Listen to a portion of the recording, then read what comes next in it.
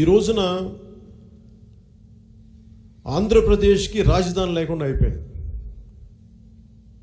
మీరందరూ రాజ్యాంగాన్ని క్షుణ్ణంగా అవగాహన చేసుకునే వాళ్ళు, అవగాహన చేసుకుంటున్న వాళ్ళు, ఇది నిరంతరం అధ్యయనం చేసేవాళ్ళు. మీరు ఒక ప్లెడ్జ్డ్ వర్డ్, మనం చట్టసభలో ఒక మాట ఇచ్చిన తర్వాత వెనక్కి వెళ్ళిపోతే ఆ మాటకు విలువే ఉంది.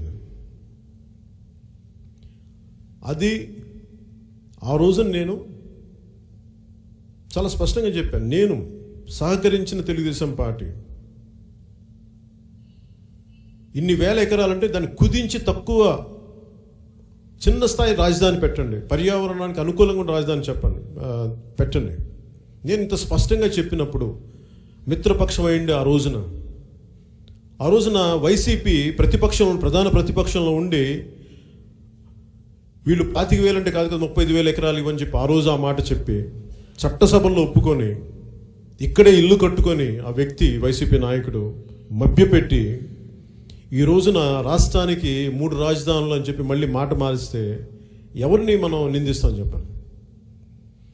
సో ఇచ్చిన మాట మీద మీ చట్టసభల్లో మీరే నిలబెట్టుకోలేకపోతే అసలు మీకు చట్టాలను అమలు చేసే హక్కు మీకు ఎక్కడుంది? ఇది నన్ను చాలా బలంగా యాజిటేట్ చేసే పరిస్థితికి తీసుకొచ్చింది అప్పటి నుంచి ఇప్పటి దాకా.